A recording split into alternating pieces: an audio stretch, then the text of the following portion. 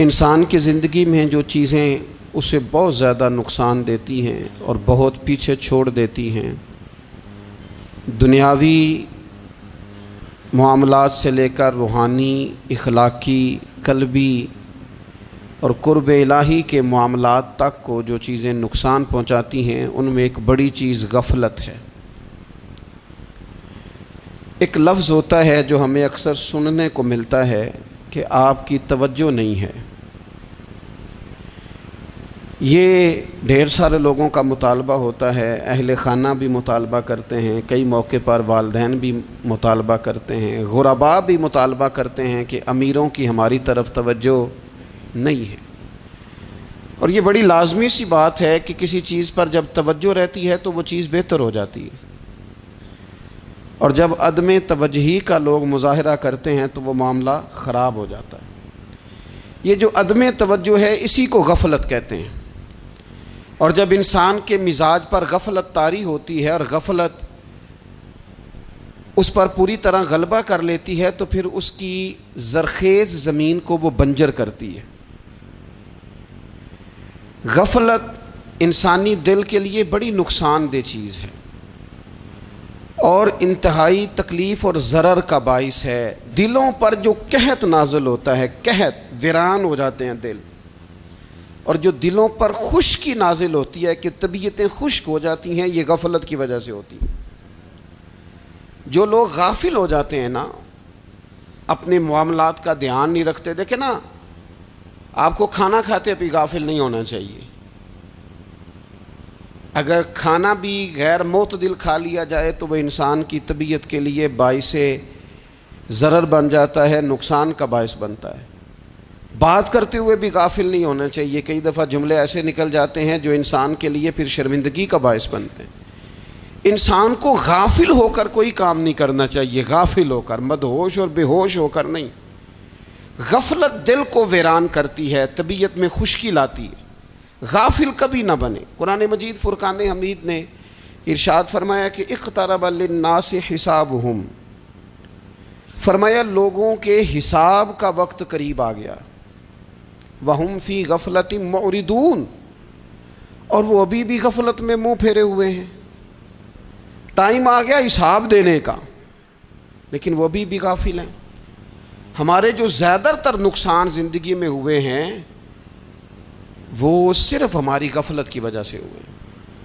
ہم نے چیزوں پر توجہ نہیں دی، چیزیں گڑبڑ ہو گئیں۔ جس آدمی نے پھول لگائے ہوں، پھل لگائے ہوں، کھیتی لگائی ہو، وہ دانہ ڈال کے پانی دے کے فارغ نہیں ہو سکتا، اسے توجہ کرنی پڑتی ہے۔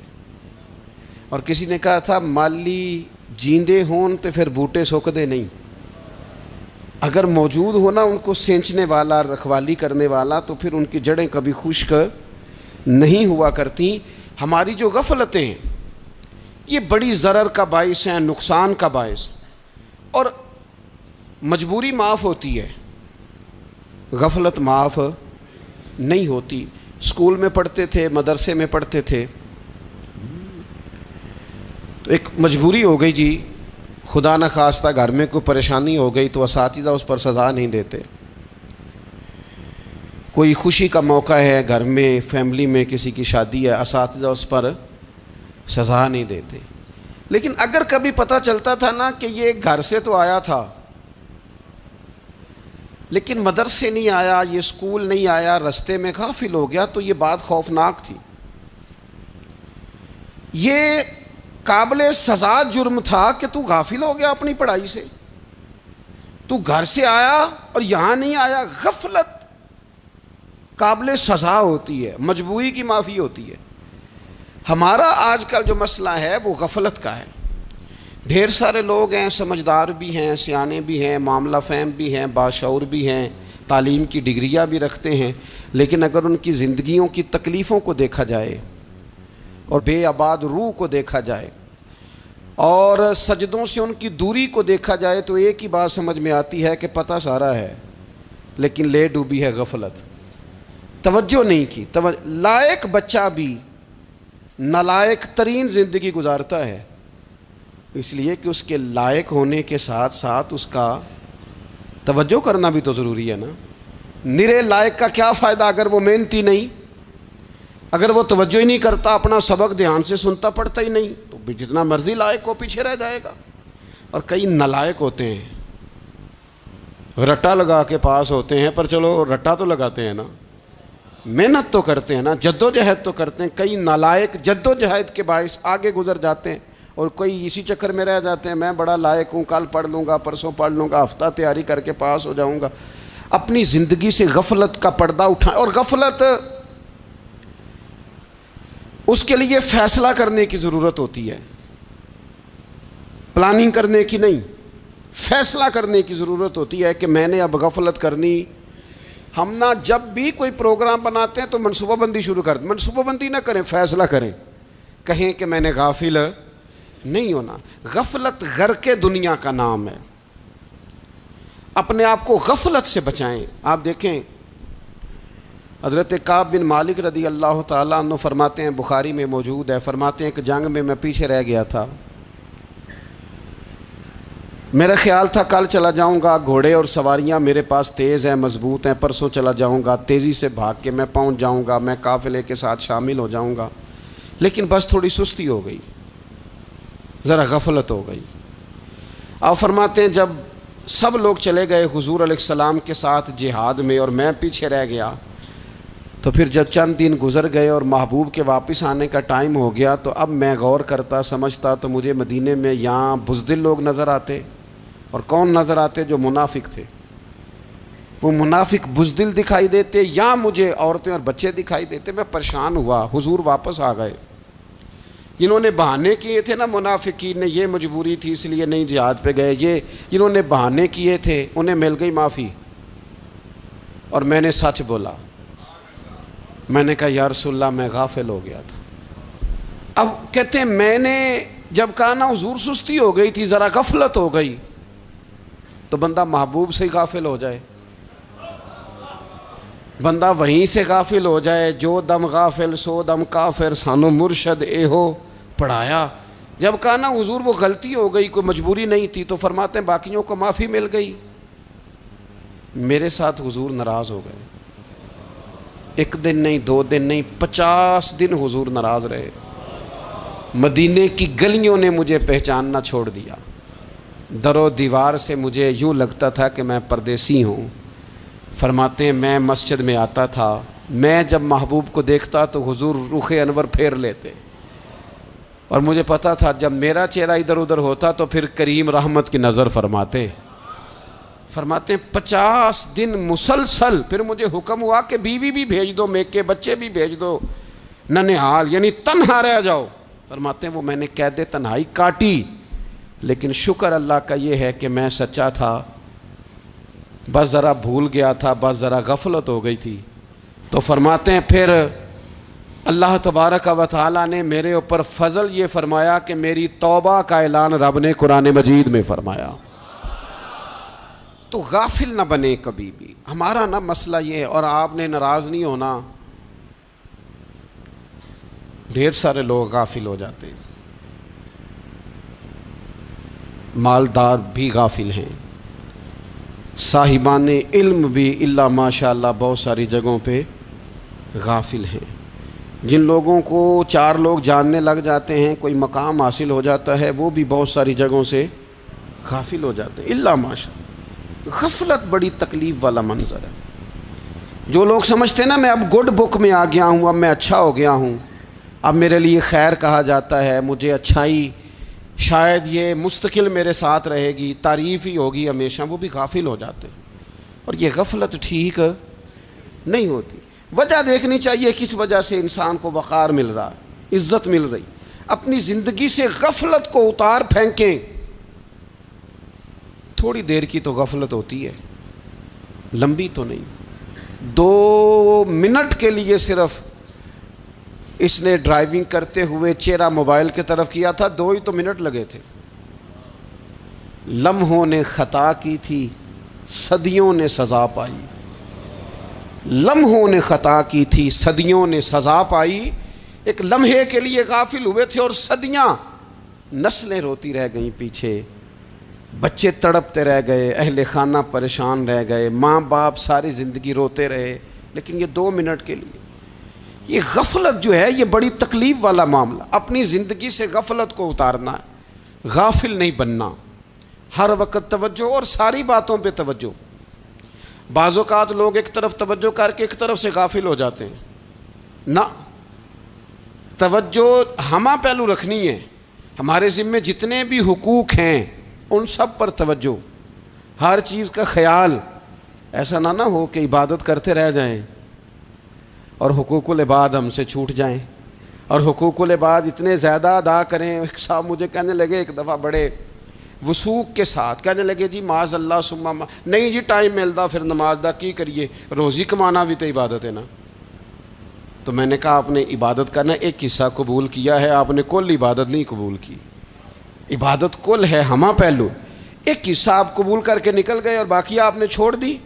تو کسی ایک طرف سے بھی غافل نہیں ہونا. جتنی ذمہ داریاں ہیں، جتنی ڈیوٹیاں ہیں، ان سب کا خیال. اور جو بڑا آدمی ہوتا ہے، بڑا گھر میں بڑا ہو، قبیلے میں بڑا ہو، علاقے میں بڑا ہو، ادارے میں بڑا ہو، کلاس میں بڑا ہو، جو بڑا ہے اس کی تو ساری آنکھیں کھلی ہوئی ہونی چاہیے. ایک ایک پر اس کی نظر ہونی چاہیے کہ میری کہاں ضرورت ہے، کہاں مجھے اشک شوئی کرنی ہے، کس کے ساتھ میں نے کس طرح محبت کا رویہ رکھنا ہے. غافل نہ بنے. اچھا جی اب کیسے پتہ چلے گا کہ ہم غافل ہیں؟ یہ کیسے پتہ چلے گا؟ آپ کسی بندے سے بھی پوچھ لیں حالات کیا ہیں تو کہتا ہے اللہ کا شکر ہے کبھی کسی کا دل نہیں دکھایا، اللہ کا شکر ہے جی زمانہ ہو گیا 5 نمازیں پڑھتا ہوں، اللہ کا شکر ہے جی. کیسے پتہ چلے گا غافل ہیں؟ پہلی علامت ہمارے علماء اور صوفیاء نے غافل بندے کی لکھی ہے.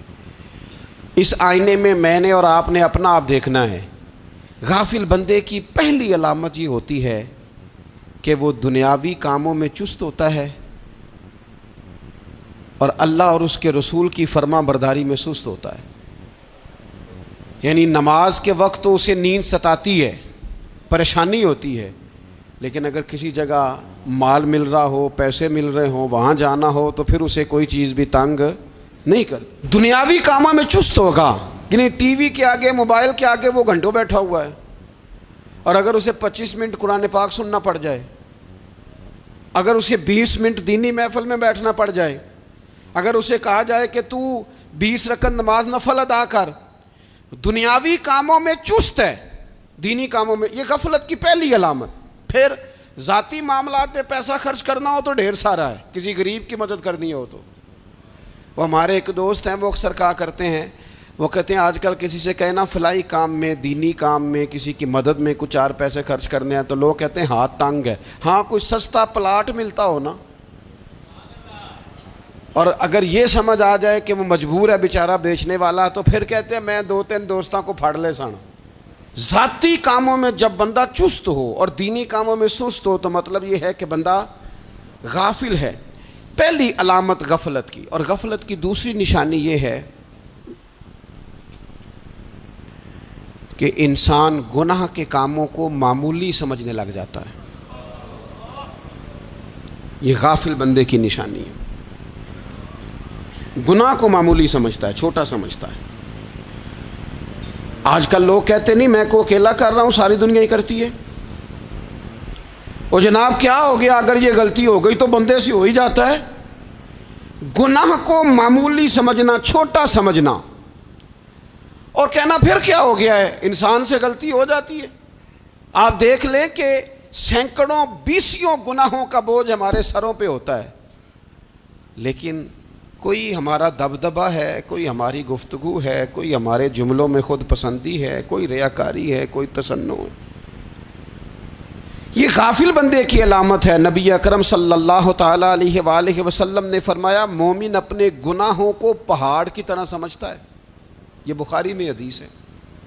مومن پہاڑ کی طرح جانتا ہے اور وہ ڈرتا ہے کہ کہیں وہ پہاڑ اس کے اوپر گر نہ جائے، یعنی کہیں مجھے میرے گناہ کی سزا نہ مل جائے. چھوٹے گناہ کو بھی پہاڑ جانتا ہے، یار مجھ سے غلطی ہو گئی، مجھے ٹھیک کر لینی چاہیے، مجھے معافی لے لینی چاہیے، مجھے توبہ کر لینی چاہیے. مومن اپنے اوپر گناہ کو پہاڑ کی جانب سمجھتا ہے.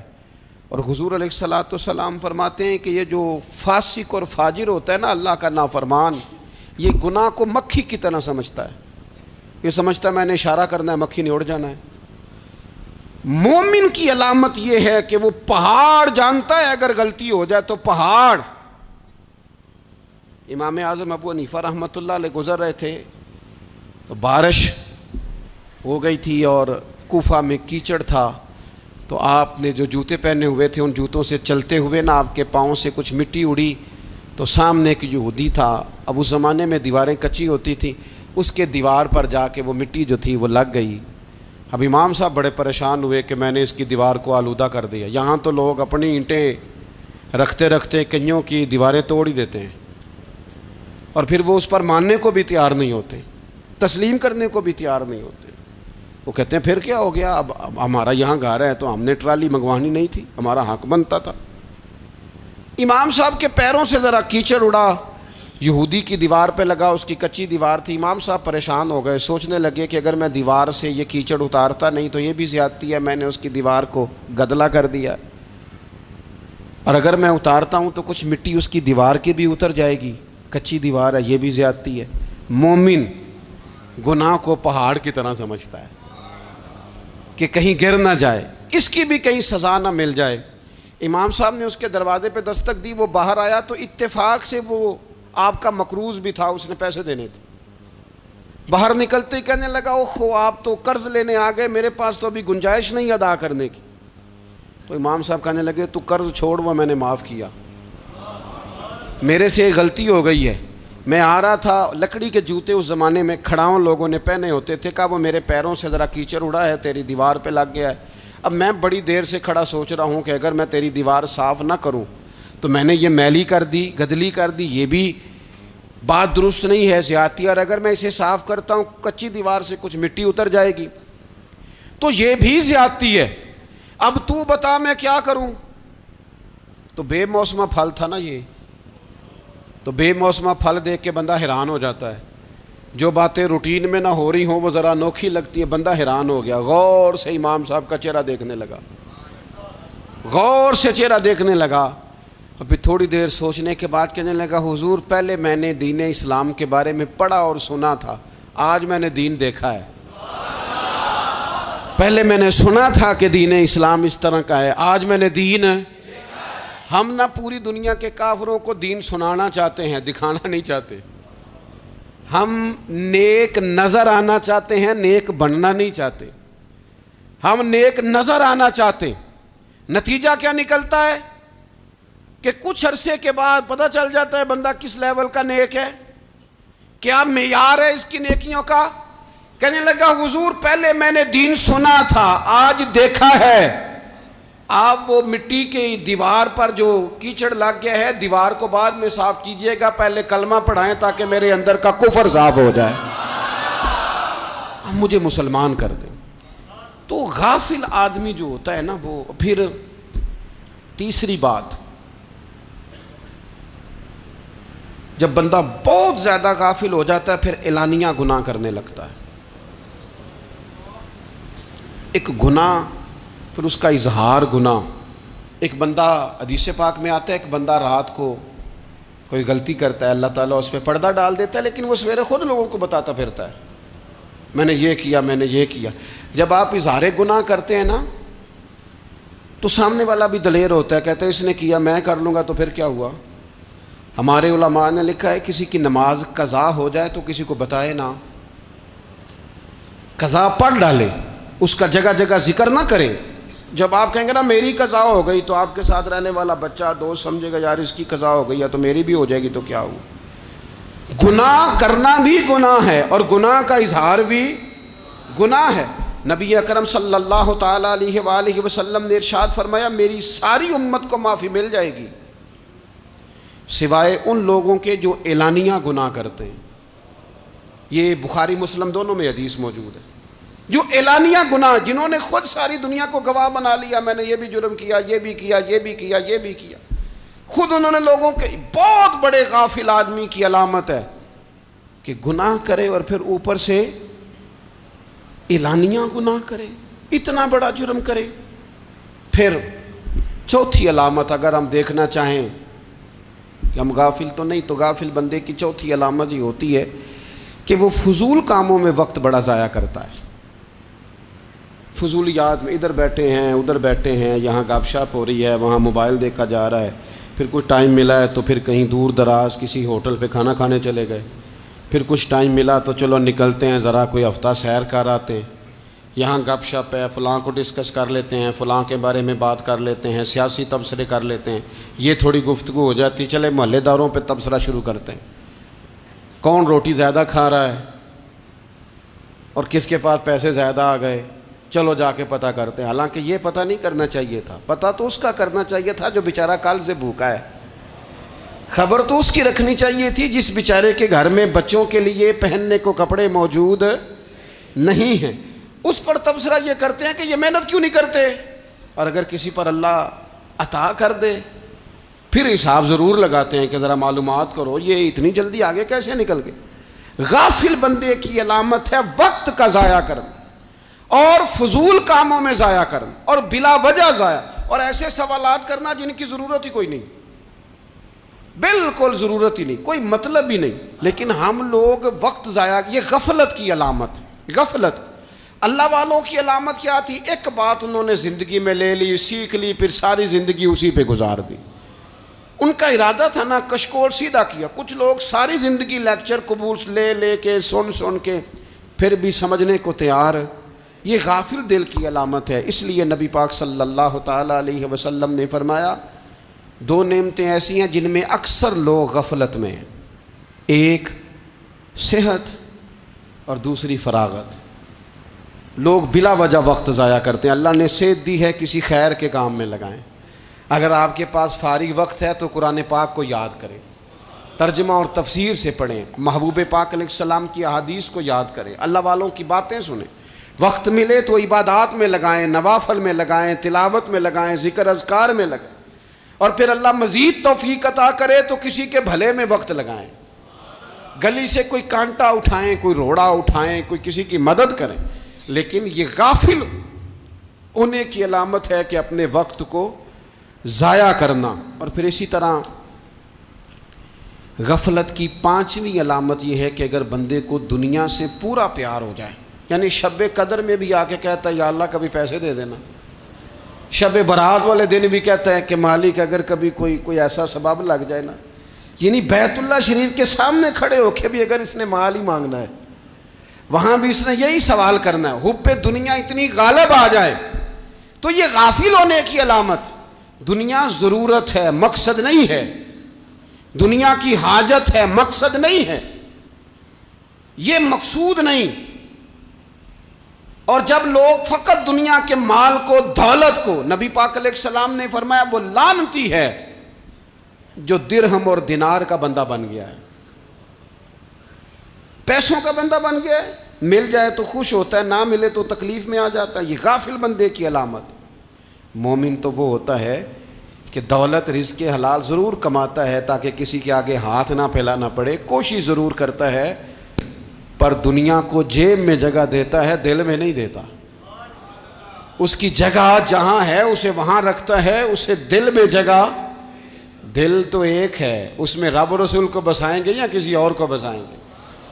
تو حب دنیا یہ غافل ہونے کی بہت بڑی علامت ہے. پھر اسی طرح جو بندہ رب کریم کو جانتا نہیں نا وہ بھی غافل ہو جاتا ہے. ایک تو جو یہ نہیں نہ جانتا کہ رب کریم سزا دے گا, مجھے دیکھ رہا ہے, اسے نہ اونگ آتی ہے نہ نیند آتی ہے, جو اس کی معرفت نہیں رکھتا کہ میرا رب ہر وقت مجھے دیکھ رہا ہے, وہ بھی غافل ہو جاتا ہے. جسے پتہ ہونا کہ مجھے دیکھ رہا ہے وہ غافل نہیں ہوتا. اور جو یہ سمجھ لیتا ہے نا کہ شاید معاذ اللہ ثم اس یقین کو پکا نہیں کرتا, وہ غافل ہو جاتا ہے. اور ایک جو یہ نہیں نہ جانتا کہ رب مہربان کتنا ہے وہ بھی غافل ہو جاتا ہے. مجھے بتائیے سب سے زیادہ تو بندہ اس کے دروازے پہ جاتا ہے نا جو سب سے زیادہ مہربانی کرنے والا ہو, اس دروازے سے بندہ اٹھتا ہی نہیں. تو جس کو یہ یقین ہو جائے نا سب سے زیادہ کرم فرمانے والی ذات اللہ رسول کی ہے, وہ کبھی رب رسول سے غافل نہیں ہوتا. وہ کبھی اللہ رسول کا دروازہ چھوڑ کے نہیں جاتا، وہ کبھی کسی اور جگہ جا کے پناہ تلاش نہیں کرتا۔ جسے پتہ چل جائے نا وہ کریم کتنا ہے، مہربان کتنا ہے۔ ملا رومی رحمت اللہ علیہ فرماتے ہیں بہت بڑا مجرم تھا ایک بندہ، بہت بڑا گناہگار تھا، بت کو پوجتا تھا، تھک گیا ساری رات بت کے سامنے کھڑا تھا، معاذ اللہ یا صنم یا صنم یا صنم کہتے، تھک گیا، نیند آ گئی، اونگ آ گئی۔ جب پوری طرح نیند آ گئی اور دماغ پہ نیند قبضہ کرنے لگی تو اس کے منہ سے نکل گیا، صنم صنم کہہ رہا تھا نا، نکل گیا یا صمد، او بے نیاز مالک۔ رب کریم نے فرشتوں سے فرمایا دوڑ کے جاؤ، جو کہتا ہے اسے دے دو۔ فرشتے کہنے لگے مالک وہ تو بت کو پکار رہا تھا، اس نے تو غلطی سے نام لیا ہے۔ فرمایا مجھے نہیں پتا، لیکن دیکھو نا اس نے مجھے پکارا تو ہے نا، کتنی دیر سے جھوٹے کو پکار رہا تھا، اس کا معاملہ حل نہیں ہوا۔ اب اگر سچے کو پکارنے پہ بھی حل نہ ہوا تو فرق کیا رہ جائے گا؟ دے دو جو مانگتا ہے، دے دو۔ میرے دوست گھر پتہ چل جائے وہ کریم کتنا ہے، وہ مہربان کتنا ہے۔ میرے رسول پاک علیہ الصلوۃ والسلام نے تو فرمایا تیری آنکھ سے اگر اس کے خوف سے اتنا آنسو بھی نکل گیا جتنا مچھر کا پر ہوتا ہے، تو جس طرح بھینس کے تھنوں سے نکلا ہوا دودھ واپس تھنوں میں نہیں نہ جاتا، جو اتنا بھی روئے نہ روئے اللہ کے خوف سے، وہ بندہ دوزخ میں نہیں جائے گا۔ تھوڑی دیر کے لیے ڈر جائے اپنے رب سے، آئے تو صحیح۔ عدم معرفت غفلت پیدا کرتی ہے، تو آ تو صحیح، وہ تو کریم ہی بڑا ہے، وہ تو مہربان ہی بڑا ہے۔ حضرت زنیرہ رضی اللہ تعالی عنہ حضور کی صحابیاں ہیں۔ ایام جو مکے کے تھے مسلمانوں پر بڑی آزمائش کے تھے، انہیں بڑا مارا کفار نے، اتنا مارا کہ ان کی بینائی چلی گئی،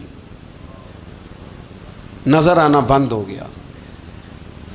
کافروں کی عورتوں نے تانا دیا کہ تو نے ہمارے بت چھوڑے ہیں نا، تو دیکھنا تیری بینائی چلی گئی۔ تو جناب زنیرہ اللہ پہ بھروسہ، توکل، معرفت الہی کا جذبہ، اٹھ کے کھڑی ہو کہنے لگی چپ کرو، تمہارے جھوٹے بت کیا کر سکتے ہیں، میرا رب چاہے تو صبح جب میں اٹھوں تو میری آنکھیں روشن ہو، اگر کریم کرم کر دے۔ لوگ کہتے ہیں واقعی ایسا ہوا، جب وہ سویرے اٹھیں تو اللہ نے ان کی روشنی واپس کر دی تھی۔ تجھے پتہ چل جانا وہ مہربان کتنا ہے۔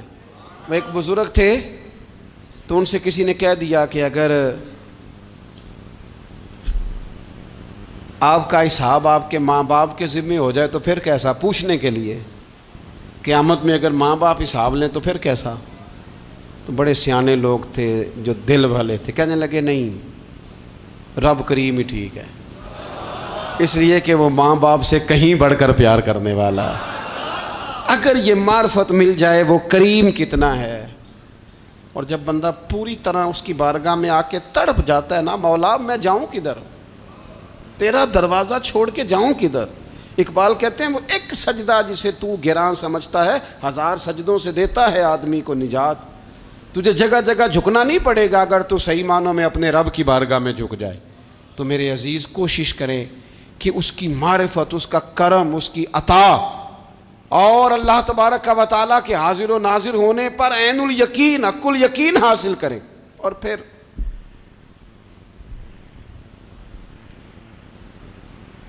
آٹھویں بات یہ ہے کہ غافل لوگوں کی صحبت بھی بندے کو غافل کر دیتی ہے۔ غافلوں کی صحبت میں نہ بیٹھیں،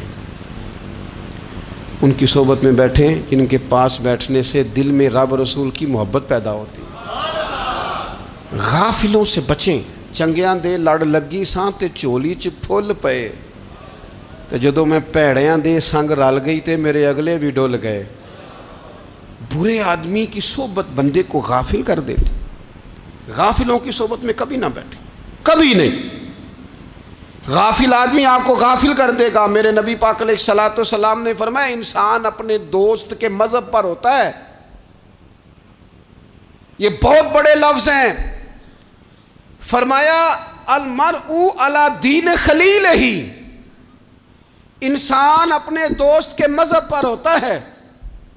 تو دیکھ تو نے دوست کس کو بنایا ہے، جو تیرے دوست کا مذہب ہوگا وہی تیرا ہو جائے گا۔ ہم نے دوست بنایا نا غوث پاک جیلانی کو،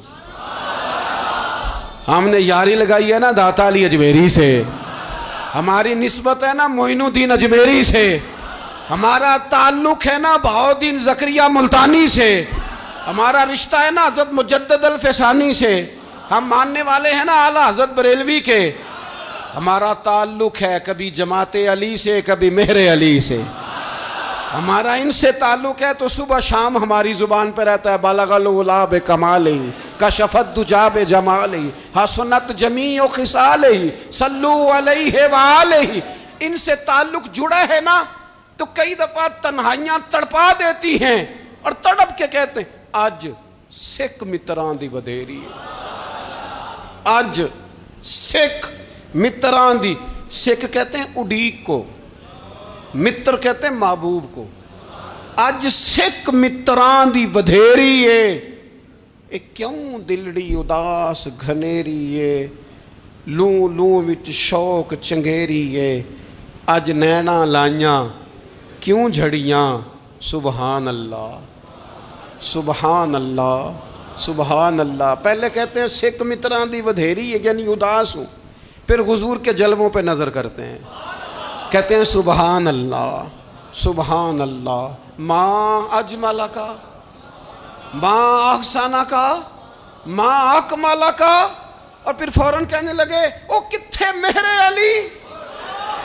او کتھے مہر علی، کتھے مہر علی تے کتھے تیری سنا، اب ویکھو مشتاق اکھیں کتھے جاڑیاں، بلغ العلا بے کمال کشف الدجی بے، اور میرے اعلیٰ حضرت کہنے لگے سرور کہوں کہ مالک و مولا کہوں، باغ خلیل کا گلے زیبا کہوں تجھے، تیرے تو وصف عیب تناہی سے ہیں بری، حیران ہوں میرے شاہ میں کیا کیا کہوں تجھے۔ غافل آدمی کی علامت ہے برے لوگوں کی صحبت میں، خبردار ان کے پاس نہ بیٹھنا جن کے پاس بیٹھنے سے تمہارے دلوں میں اولیاء اللہ اللہ کے بندوں کی عداوت پیدا ہو، خبردار خبردار ان کے پاس نہ بیٹھنا جن کے پاس بیٹھنے سے تمہارے دلوں میں حضور کی اولاد پاک کے بارے میں شک پیدا ہو، خبردار اس شخص کے پاس نہ بیٹھنا جو امام حسین ابن علی کے بارے میں کوئی کمزور بات کرتا ہو، بچنا، خبردار اس سے بچنا جو حضور کے صحابہ کے بارے میں بات کرے، بچنا بچنا اس سے، جو سیدنا ابو بکر صدیق کے بارے میں کوئی،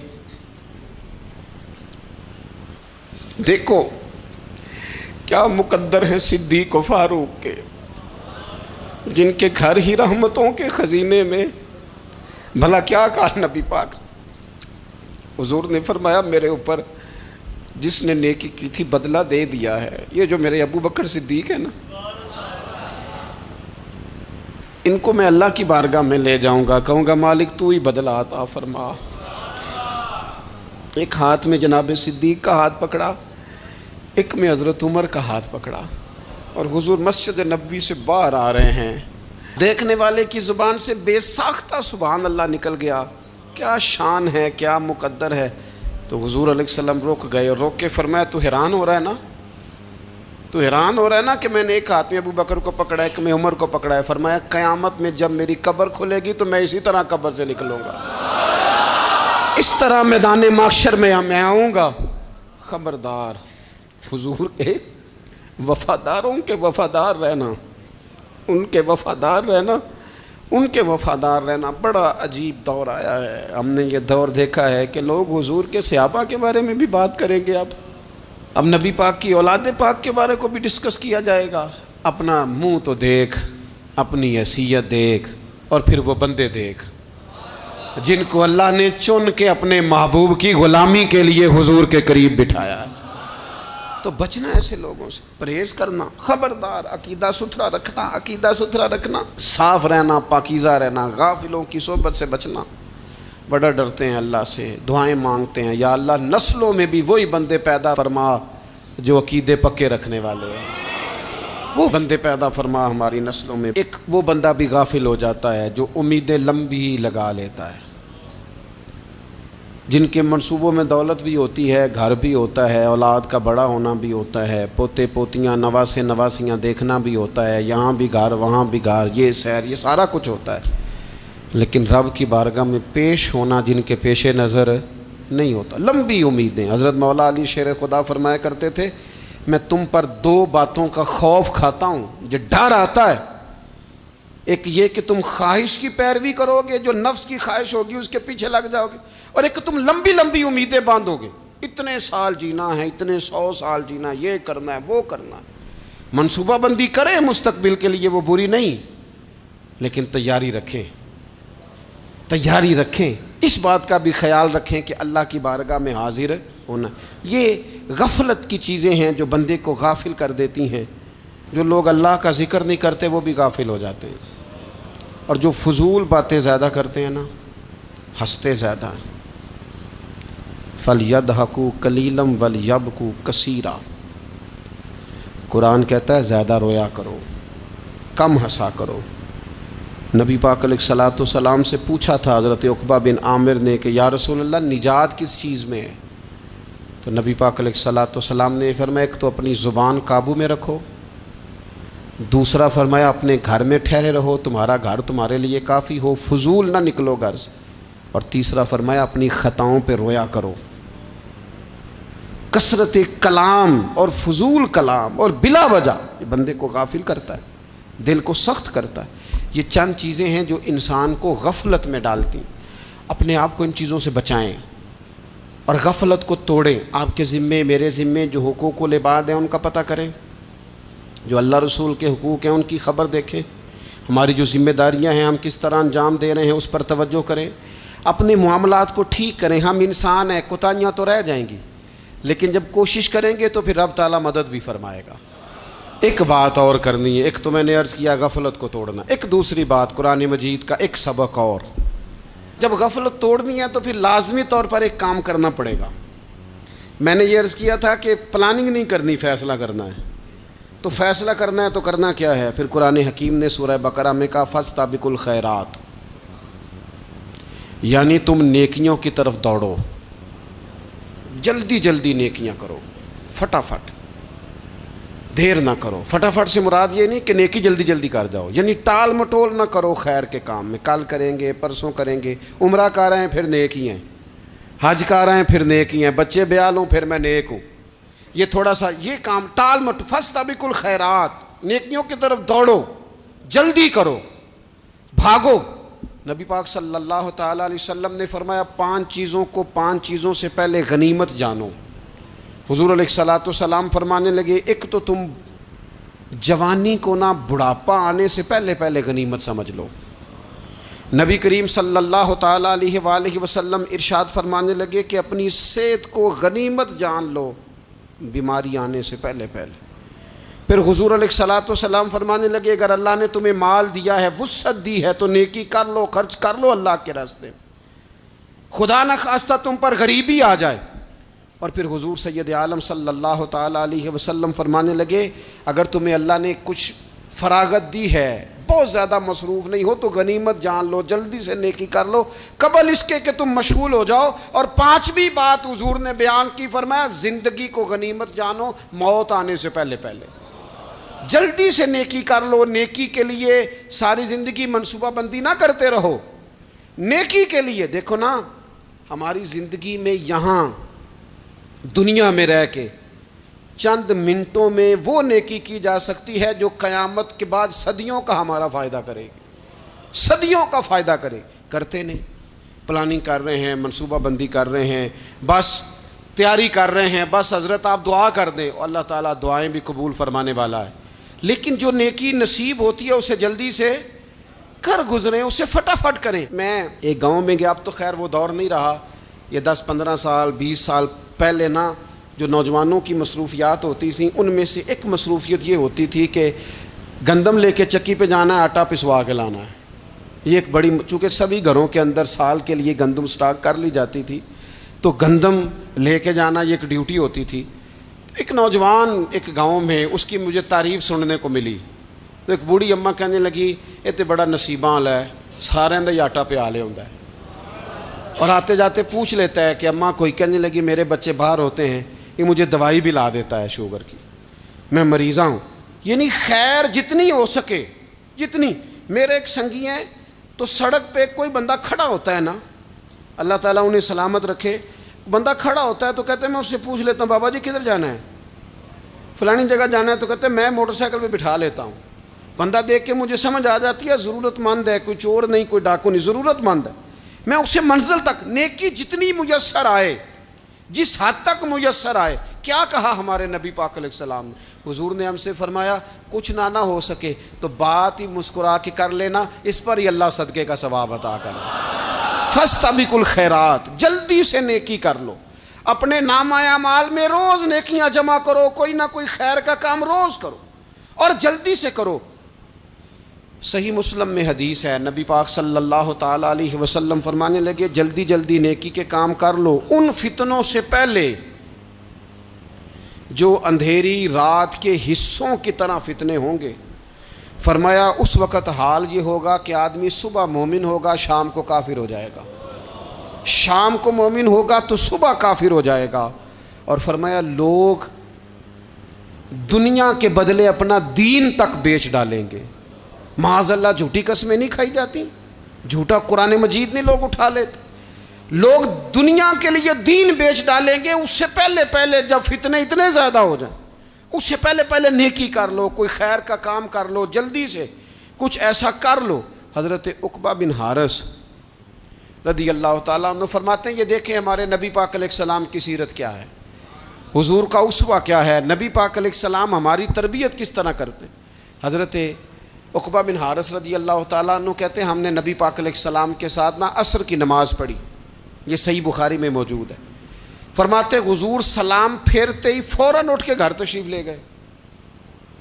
یہ ہمارے لیے انوکھی بات تھی، غیر متوقع تھی، پہلے کبھی ایسا ہوا نہیں۔ سلام پھیرا نماز کا، حضور جلدی سے تشریف لے گئے۔ اب ہم حیران تھے اور حیرت انگیز طور پر حیران تھے کہ کریم اتنی جلدی تشریف لے گئے۔ تھوڑی دیر ہوئی حضور واپس آ گئے تو محبوب پاک علیہ السلام فرمانے لگے گھر میں ایک چھوٹی سی ڈلی، ایک چھوٹا سا ٹکڑا سونے کا پڑا تھا، مال آیا تھا سارا صدقہ کر دیا، وہ تھوڑا سا پڑا تھا، اچانک مجھے یاد آیا وہ تو پڑا رہ گیا۔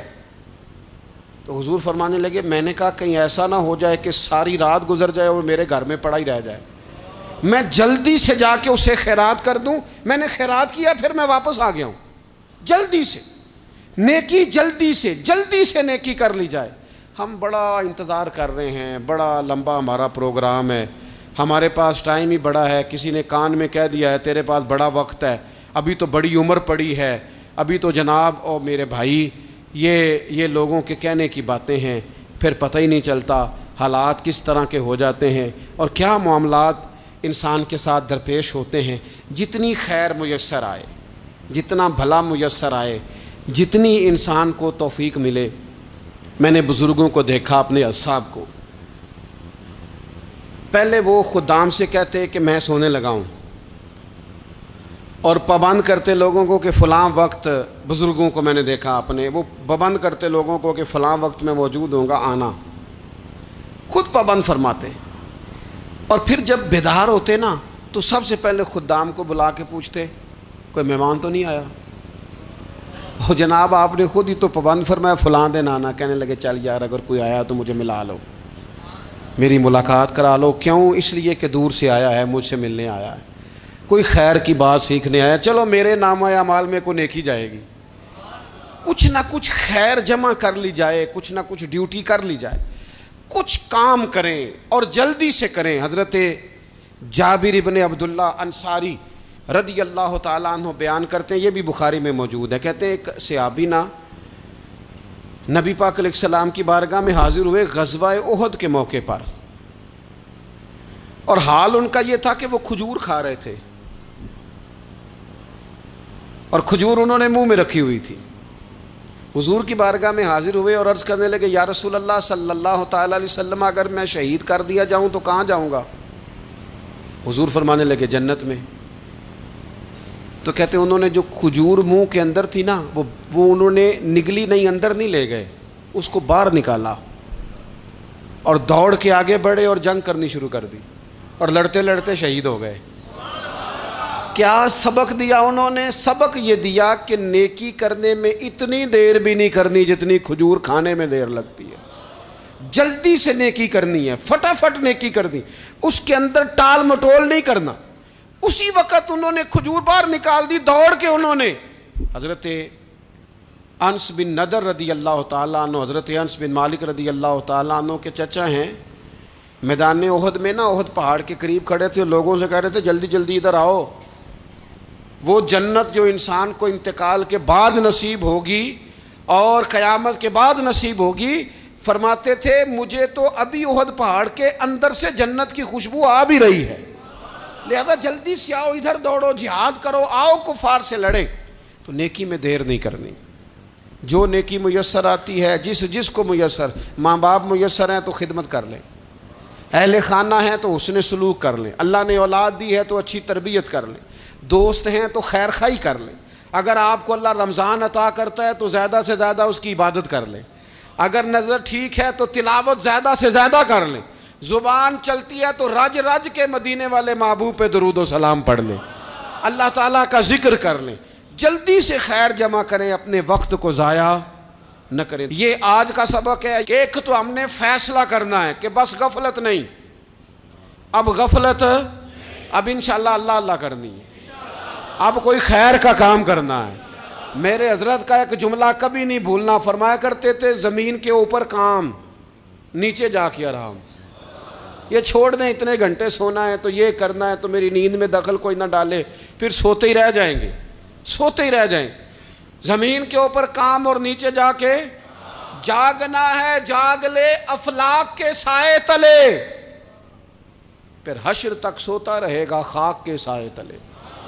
اب جاگ لے افلاک کے سائے کے نیچے، جاگ، کھول آنکھیں، ہر وقت کا سونا، ہر وقت سونا، ہر وقت جو اپنے آرام کی فکر کرنا، اس سے نکل آئیں اور اچھا کھانا اور اچھا پہننا اور بس اپنی مرضی کی زندگی من چاہی جینا، اس سے باہر آئیں، فیصلہ کریں، فیصلہ کہ اب غفلت نہیں کرنی، اگر اللہ نے کوئی صلاحیت دی ہے تو اسے دین کے کام پہ لگانا ہے، کوئی ڈیوٹی کرنی ہے، کوئی خدمت کرنی ہے۔ دیکھو خدمتیں ہو رہی ہیں، صدیق اکبر مال دے رہے ہیں، عثمان غنی مال دے رہے ہیں، مولا علی نے تلوار پکڑی ہے، میدان میں جا رہے ہیں، فاروق اعظم گلی گلی نگر نگر رسول اللہ کے دین کی پہرے داری کر رہے ہیں، حضرت جناب سیدنا سلمان فارسی ابو ذر غفاری حضور کی مسجد میں جھاڑو دے رہے ہیں، اور بلال حبشی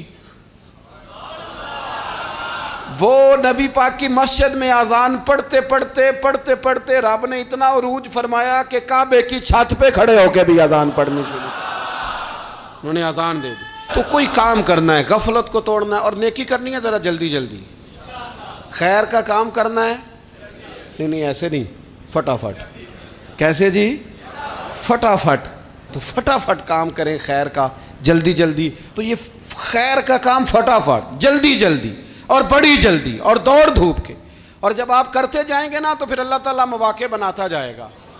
آپ سے میری اپیل ہے، بالخصوص میرے ساتھ جو وابستہ سنگی ہیں، جو پیار کرنے والے ہیں، دو باتیں آج آپ نے لے کے جانی ہیں گھر، یہی لنگر ہے، یہی آپ کے لیے دعا ہے، یہی ہمارے بزرگوں کا فیض ہے، یہی نصیحت ہے کہ آپ نے یہ دو باتیں لے کے جانی ہیں، غفلت توڑ دینی ہے، فیصلہ کرنا ہے کہ آج کے بعد غافل نہیں ہونا، اور دوسری یہ بات لے کے جانی ہے کہ نیکی جلدی جلدی، فٹافٹ فیصلہ، فٹافٹ نیکی، ایک کر کے پھر انشاءاللہ دوسری کر کے پھر انشاءاللہ تیسری کر کے پھر انشاءاللہ چوتھی، یہ شروع کرنی ہے، اور آپ دیکھیں گے اللہ تعالیٰ مہربانی فرمائے گا، مدد کرے گا۔